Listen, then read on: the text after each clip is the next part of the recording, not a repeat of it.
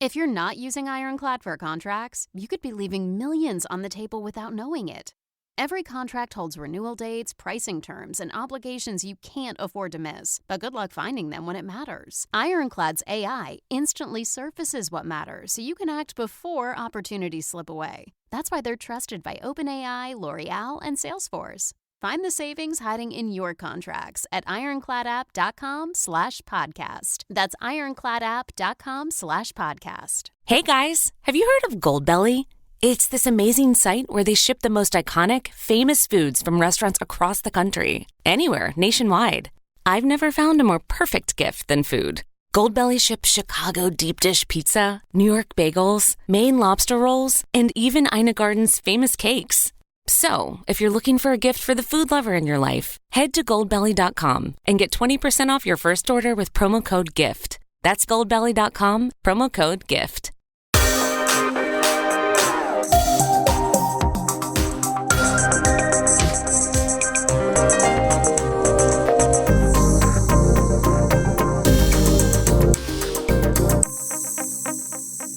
Emotionally unavailable. Hi, welcome to Emotionally Unavailable. This is truly a show about me and my journey. When I started Emotionally Unavailable, I thought I was just learning how to be more vulnerable. But somewhere along the way, vulnerability became transformation. Emotional, spiritual, human. Every guest I've spoken with has been a mirror, a teacher, a reflection of something I was meant to see. These conversations aren't interviews, they're energy exchanges. I'm not here as an expert, I'm here as a student of life. And together, we're learning what it really means to open our hearts, to show up honestly, and to find connection in the spaces we once hid from. The journey back to ourselves starts here. Hi guys, happy Friday. Today's guest, I did not get the pronunciation of his last name, so I am guessing here. His name is Ian Shamandi. Over the last 20 years, Ian has helped more than 400 organizations define their purpose and become consistently uniquely remarkable through his proprietary blueprint process. Blueprinting defines an organization's purpose in 7 words or less and uses it to design how it will operate and communicate. Ian has adapted this process for individuals so they can create a personal blueprint for a happy, productive, self-directed, and purpose-driven life. He is also an author, speaker, and coach, as well as contributor to a nationally broadcast TV station. He co-wrote the book, Why Should I Choose You? Answering the Most Important Question in Business in 7 Words or Less, published by HarperCollins. Check the show notes for his links, because looks like I'll just be adding his website. So, all right, cool. Hope you guys are well. I'm doing okay, and not looking forward to the winter storm that we're supposed to get over the weekend. So let's hope that works out for us. Have a fabulous Friday, a wonderful weekend, and I will see you guys next week. Here's me and Ian. Emotionally unavailable. Okay, well, it's so nice to meet you. And so kind of how I do is I reread the profile and stuff and see where I want to start. And you do so much work around the word purpose. I kind of wanted to start with what you believe your purpose is, and if you believe that people have an individual purpose and a collective purpose, something like that. So I'd like to know kind of how you discovered your own purpose. I discovered my purpose, really organically. It literally took me decades. Yeah. And it wasn't until I started a business where the point of the business was to help companies define what makes them uniquely remarkable.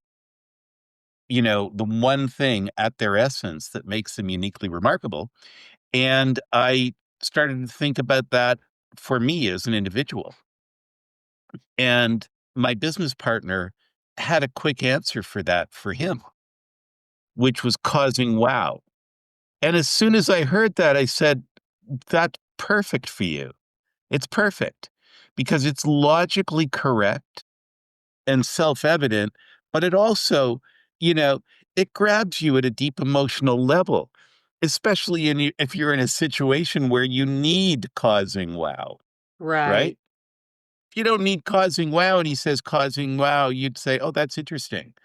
But if you're in Yeah. a situation where you need causing wow and he says, I'm all about causing wow, you're like, oh my God, you're the person I'm looking for. Right. Yeah.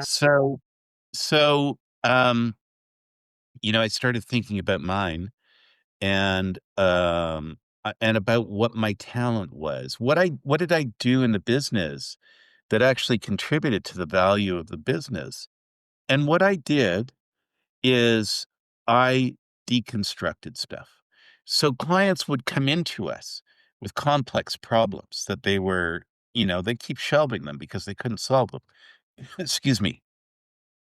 And so my partner and I would sit them down and we would take them through this process of deconstructing their problem from the complex to the simple. And when Yeah. you can deconstruct it to the simple, all of a sudden, the solution seems self evident. It pops out and it's so self evident. And you can then look back up to the complex level and say, does it work? And you go, yeah, yeah, it does. It does. So that's really what my talent is to take people through a process. And it's a painstaking process because don't forget, these are intractable problems that they've come to me because they've tried so hard to solve it themselves and they can't. And I just have this process, right? And what I realized is that I was taking these people from a condition of being confused about something to a condition of being clear about it. Yeah. And that clarity is game changing. And so I came up with the phrase transforming confusion into clarity. And when I did, it was like, oh my God, yes, that's my passion. That's what I love to do. That's who I am. And I can look in my personal life. I can look all around. I can look everywhere in my life. And I'm having the most fun when I'm helping transform confusion into clarity in whatever I'm doing. So that leads me to something you made me want to ask, which is, do you feel like you do different versions of that even in your personal life? Absolutely. Absolutely. So one of the things that I love to do is coach kids. I loved it when my son was young and was playing hockey. And I thought that adults made hockey way too complex for kids. Especially we're talking house league here, right? We're Yeah. not talking about kids who are gonna make a living out of this. Mhm. So, I came up with a way of simplifying how they play. And I watched a team that was really sort of middle of the pack in terms of its talent come together and lose in the championship. The fact that they were in the championship was incredible. Big They deal. lost, Yeah. who cares? Yeah. We got there. And there was this one situation, so I really simplified. I don't wanna get too detailed here because I know a lot of your listeners are probably not hockey fans. But what I wanted to do is I wanted to simplify how they played in their own end, right? Defending Yeah. their own goal. And so I there was a kid who was like he was either the worst or the second worst kid on the team. And I just gave him this really simple job to do when they were defending in their own end. You stand right beside this guy who's a good player, and you don't leave his side. And what happened was that player got so frustrated that he started hitting my guy with his stick. And I watched my guy just ignored it. Yeah. And he came off the ice, and I said, you know what that means, don't you? And he said, yeah, I'm doing my job. I'm driving him crazy. And I loved that he loved that. This guy Yeah. had no skill, right? He was the second worst player on the team, yet he That. had a role and he did it so well that he could self-identify how well he was doing it. Yeah, I love Sorry. that. I Yeah, love yeah, yeah, yeah. that.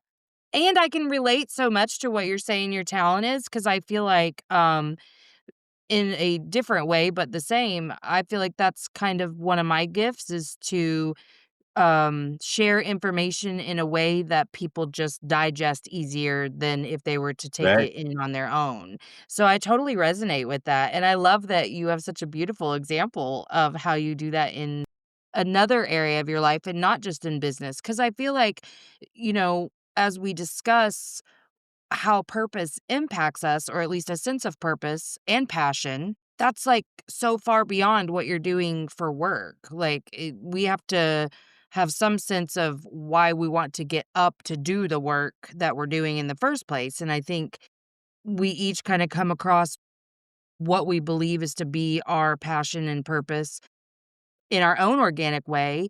And I think it can mean something different for each of us as well. So, I felt like a relatively the same sense of purpose my whole life. It shifts as my environment shifts, but not Well, everybody probably does that.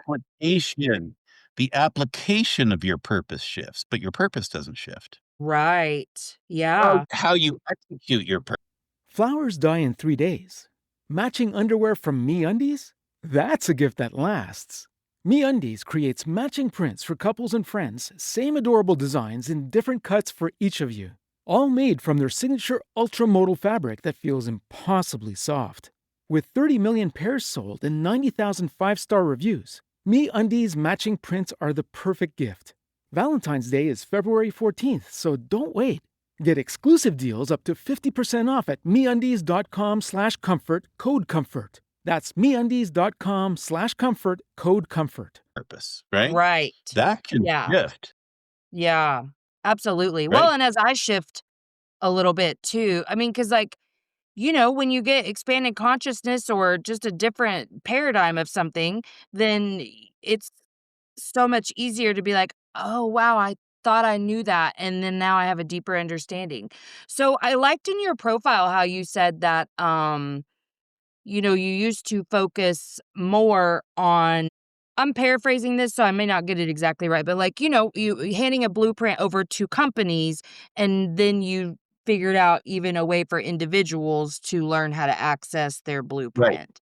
Yeah, so what was right. that process like? And why were you interested in that? What sparked that? Well, it's important to know the definition of purpose to answer this question. It's a great question.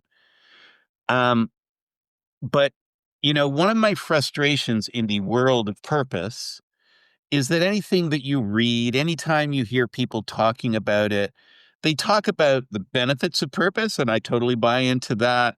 They talk about all this, what you'll feel, what you'll get, blah, blah, blah, but nobody tells you what purpose is. And so while everybody buys into purpose, nobody does it.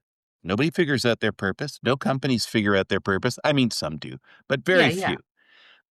And so, um, Pablo Picasso has a great quote. I loved it as soon as I saw it. He said, "The meaning of life is to find your gift, and your purpose is to share it with the world." Right? The meaning of life is to find your gift, and your purpose is to share it with the world. And all he's really saying is figure out who the best possible you is, Mhm. and then share that with the world. And that made so much sense to me as a definition of purpose for a number of reasons. One is it's not something out there, right? It's got to be your purpose has to be something that's inside you, not Yeah, something out there. So your purpose is not, some variation of saving the world or, helping poor people or saving the climate or something like that. Those are applications of your purpose. yeah, Those are the things that you do that hopefully are aligned with your purpose. But your purpose is your gift, if you buy what I'm saying about this Picasso quote. Now, yeah. when I saw that quote, I said, oh, wait a sec. For the past 15 years, I have been helping companies define the one thing at their essence that makes them uniquely remarkable. That's their gift. So you can take Picasso's quote and you can just take out gift and put in, and so your purpose is to discover the one thing at your essence that makes you uniquely remarkable and then share it with the world. And so for me, that is transforming confusion into clarity. That's my gift. That's the one thing that makes me uniquely remarkable. My partner, well, my ex-partner, sadly, he died a few years ago. Um, but causing wow, that was his gift. And you could tell anybody who knew him, hey, this is Ken's purpose. And they'd say, oh yeah, yeah, that's Yeah. Ken. Yeah, right. Um, so I told you that I had to explain the meaning of purpose in order to answer your real question, and now I've forgotten your real question. Well, I just wondered what sparked your desire to take it from a company level to an individual level. Right, right, right. So, well, what happened was COVID hit, right? And I said to Ken, we're not getting any business for like 18 months to 2 years. So I decided to get my coaching certification. I became a business coach. And everybody who came to me said a variation on the same thing. The pandemic has got me rethinking my life. I don't like my career. I don't like where my life is going. I want to live a life of meaning and purpose. And I said, that's awesome. What's your purpose? And they said, I don't know. Yeah. And so I realized, wait a sec, I've got this big behemoth over here, you know, that's designed to define what makes you uniquely remarkable as an organization. And I just took out what didn't apply to individuals, added in a bunch of stuff that did apply to individuals, and voila, you now have a personal blueprint. And so what I did with my coaching clients is step one, define your purpose. Step two, coach you through the filter of your purpose, of knowing what makes you uniquely remarkable. And, in the coaching conversation, that helps the two of us figure out what options are better options and what options aren't. And this is really, so there's two things, two problems in the purpose world. One is that nobody tells you what the definition is. And the other is nobody tells you the mechanics of how it works, how it actually makes your life better as opposed to just being this woo woo wonderful statement about you. It's actually a decision making tool, Mhm. right? So when you're faced with an important decision in your life, let's say you let's say you're changing your career, and you can do that in one of three ways, right? It's your choice, you get laid off, you get fired. But now you've got big decisions to make. You've got a transition in your life that is and there's lots of unanswered questions in that transition. You say, "Oh, I wanna leave my job. I want something new. Well, what do I want? Where do I go? How do I get that job? What if people don't want me? Am I qualified enough? Am I gonna be able to," there's so many questions, and now that you've heaped all these unanswered questions on yourself, you're feeling anxiety. That's what those unanswered questions do. They give you anxiety. Mhm. Now, then once you collect yourself, your next step is to say, well, what should I do? What are my options here? That is a really tough question to answer because it's really broad, right? Yeah. Anything is an option. There's no parameters in the question. If instead you were to ask, what options available to me are aligned with my purpose? All of a sudden, woof, you now have a much smaller subset of things, and you know that all of them are aligned with what makes you uniquely remarkable. So they're going to be viable options for you. Yeah. And then, so asking the question, um, what options, and no matter what your situation is, you're graduating, right? And you're going out and you're starting your career, or you have a divorce, or you're retiring, or any one of these other what we call trigger events. It helps you make better decisions because the choices that you narrow yourself to, and you do want to narrow yourself, Yeah, for are sure. all are all aligned with what makes you uniquely remarkable. So you know that they're going to be things that A, you do well, and B, that you love doing. Have you found that a lot of people struggle with the concept that they are not, like, meant to do everything? Like, that they're not meant for everyone? Like, 'cause I know I went through this struggle too, even in defining, like, who my show is meant for. Everyone, like, myself and other ones that I was talking to about things like this were like, "Well, I mean, anyone." But, like, you can't say that because it's not meant for everyone, and if you don't get really clear, then you're just kinda throwing things out into the void, and once That's I right. figured that out for myself, I kinda started noticing that we all a little bit struggle with how to define who we really are trying to reach. Like, yeah, there's gonna be those outside, outliers or whatever, but I do feel like each of us with our purpose and how we're sharing our gifts, they are meant for a certain subsect of people, and I'm probably just not saying that correctly, but I think you know what I mean. So, like, did you notice people struggling with defining kinda who their target was or, how they wanted to share their gifts? Um, I think the question I just wanna shift the perspective on this question slightly because I don't think it's so much who you're doing this for, it's understanding who you want to be. Because who you're doing it for is like-minded people, Right. but who is it that you want to be, right?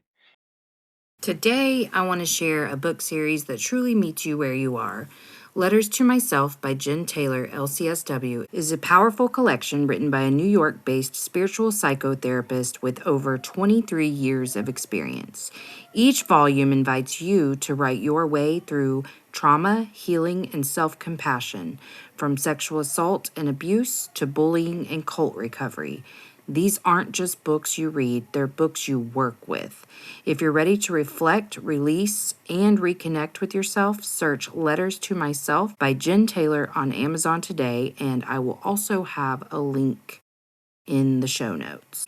And so if I were to decide to start a podcast, the question that I would ask before who am I trying to reach is who do I want to be for them, right? Yeah. And the answer to that question, there's a whole lot of different things I could do. I could do stuff in music because I have a huge passion for music and especially the classic rock era and how jazz had a huge impact on the classic rock era. That's sort of a minor of mine. Or I could do it in business or I could do it on individuals or whatever, but they would all be aligned with some way transforming confusion into clarity, right? Yeah. And, and then I go out looking for people who are looking for transforming confusion into clarity, as opposed to looking for people who have these various kind of characteristics. When you started asking the question, I thought you were gonna ask a different question. That was a great question.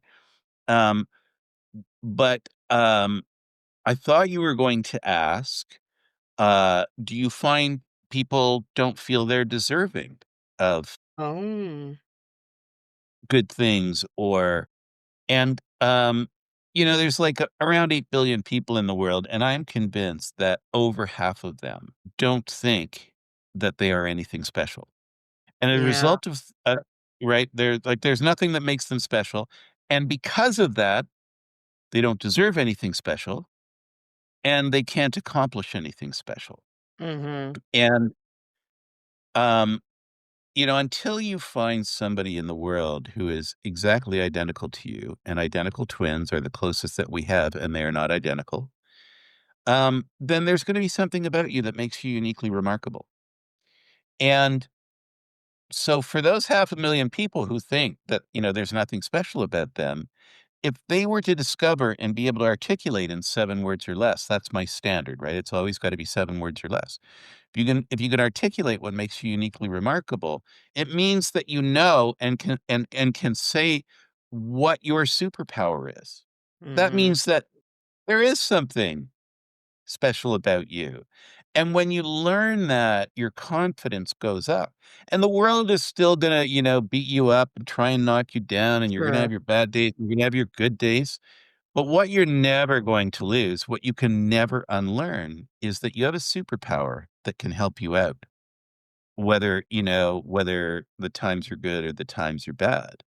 And that sort of elevates your baseline of confidence. And Yes. then the other thing is that, no matter how much you are jolted, let's say, by the shock of a trigger event, like let's say, it's a death of a loved one, or let's say, you get fired or laid off. Those are huge jolts in your life. And the first response is to sort of panic, right? Yeah. But to know that you have a decision-making tool starts to dig you out of that hole that you're in where, it seems like your world is coming apart. At Mhm. least I have this tool that will help me make better decisions. And it's not an immediate panacea. It's not, you're not going to immediately feel much better. But it's gonna be faster because you're gonna be making better decisions about how to dig yourself out of this situation. Um, so, you know, because you make a higher percentage of better decisions, you get out of tough situations faster, or you navigate tricky situations better. Yeah, I agree.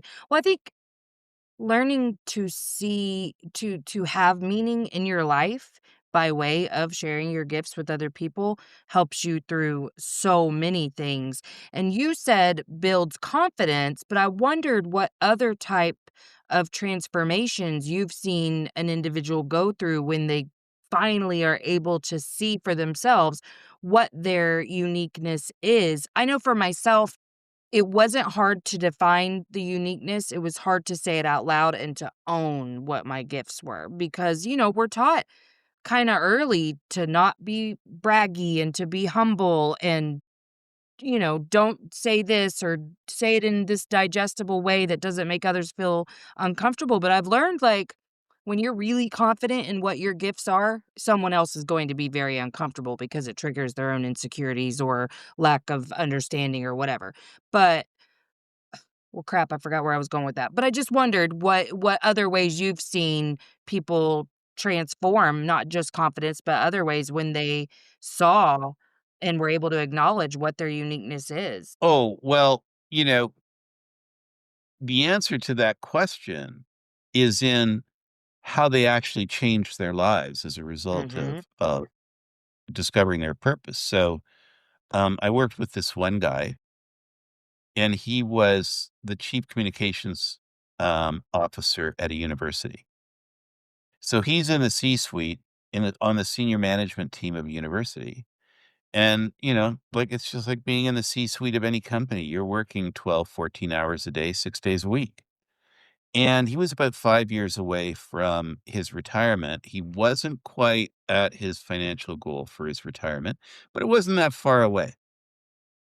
And he knew what he wanted to do in his retirement, but he could not imagine riding the sea. If you're not using Ironclad for contracts, you could be leaving millions on the table without knowing it.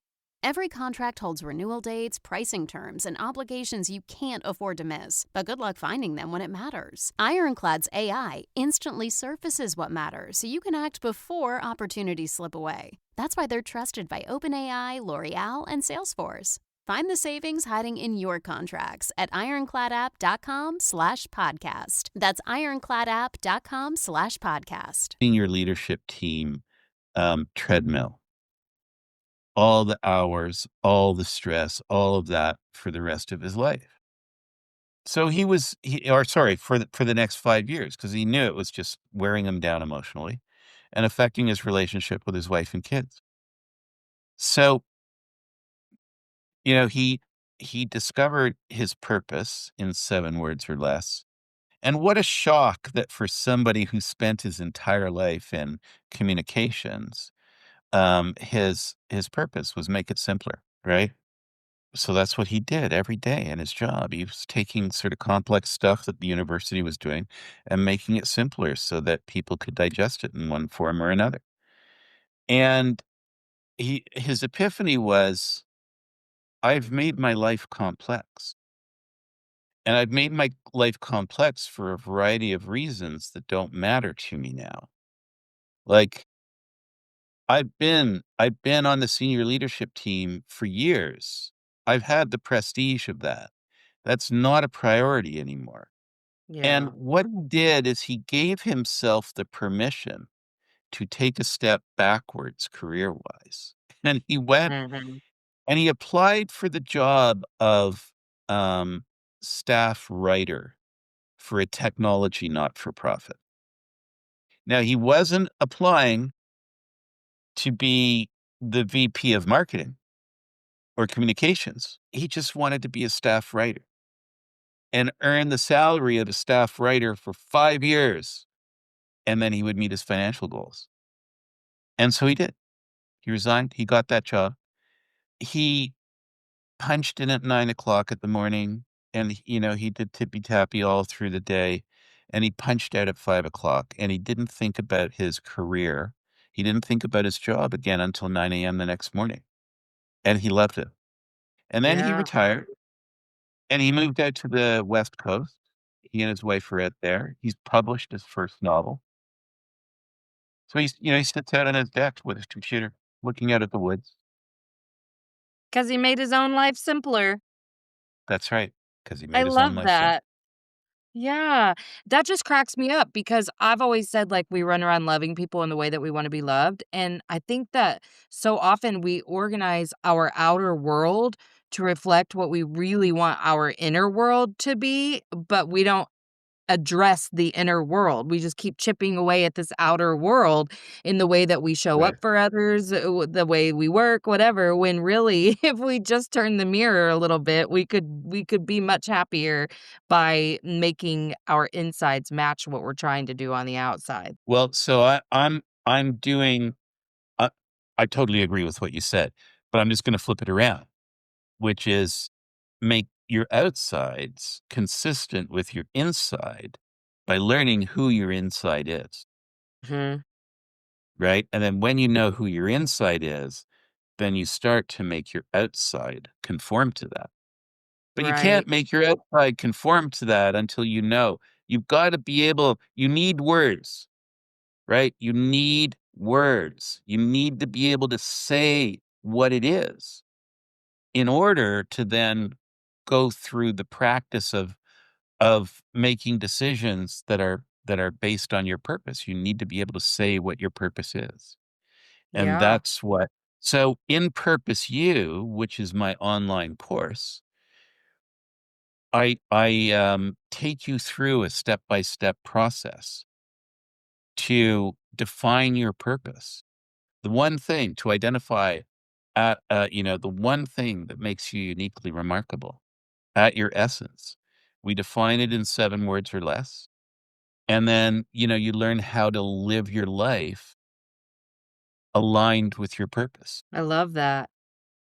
What are other ways that like what do I mean, I know that we want people to go see your course, but what is one thing that someone who just has no because I'm thinking of someone in particular that I've known in my life that I think because I always felt this like mighty purpose, it was seen as like the only way to have a purpose versus just like intention of how you want to like show up. So what is one thing that could help people today understand that it really is it can be as simple as you want it to be. It doesn't have to be I want to go change the world, I want to be Mother Teresa, whatever. How can someone start to understand how to define that uniqueness for themselves? I answer this question the same way for individual people as I do for companies, because companies often say to me before we get started doing a blueprint, they'll say, what should we do to prepare? And I say, consider this question. If everything you do is a means to an end, then what's the end purpose? And so I just want to say, if everything you do is a means to an end, what's the end purpose? And so for both individuals and for companies, it makes them aware that there is a level above just the what you do and say on a day-to-day basis, right? And your purpose is not in what you do and say. Those are all the manifestations of your purpose. So as a Mhm. business, the products you make or the services you do, how you market yourself, how you service your customers, how you do manufacturing, all of that um, is the means to an end. What's the end purpose? And then the same with individuals. I do this, I do that, I do the other thing, I believe these things. What so if all of that is a means to an end, what's the end purpose? And so what that makes you start thinking about is, um, first of all, what you do is not your purpose, you know? Mhm. If you have a wonderful life volunteering for, charity, none of those charities that you volunteer for are your purpose. There's something higher up, right? And I learned, I read a great book, and the author had a metaphor in the book. The author was talking about or the book was talking about 3 people, a mathematician named Gödel, an artist named Escher, and a lot of people know Escher is the guy who does those sketchings that are sort of, optical illusions. And then Bach is like, Bach had a few hits in his day on the piano. A couple, And yeah. he described those as 3 shadows cast from the same stone, and the book attempted to describe the stone. Not surprisingly, it was a philosophy book. But I loved the metaphor that those were 3 different things, but they, at their root, had a commonality, right? And to me, that's what your purpose is. Your purpose is the stone. And then everything that you do and say, whether you're an individual or whether you're an organization, everything that you do and say is a shadow that's cast from that stone. Mhm. So, not everything you do and say is going to be exactly the same, but they're all going to reflect the stone, which is what you want, because the stone is the one thing that makes you uniquely remarkable. Yeah, I love that. Well, tell us where we can find you. You can find me at Purpose U, so that's like Purpose University, PurposeU.ai. And, the reason that it's the .ai domain, PurposeU.ai, is that this is an AI-powered course. So as I walk you through the course, or as you go through the course, you've got me on one side holding your hand, and you've got Wordsmith, our AI agent, holding your other hand. And I, through these videos, they're all like 2 minutes, 5 minutes long, but I give you detailed explanations and instructions. And then you go to the workbook and you do an exercise. Then you come back and you watch a video. Then you go to the workbook and do an exercise. When you're in the workbook, Wordsmith is there to help you with your answers. So you may be able to answer everything by yourself.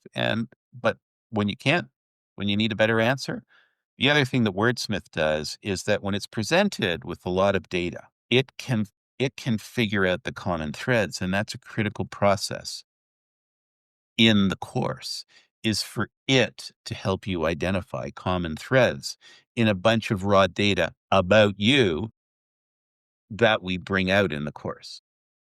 So that's Yeah. what the course it brings out for step 1 is to bring out raw data about you. Step 2 is to, between you and Wordsmith, look at that raw data and come up with your purpose articulated in 7 words or less.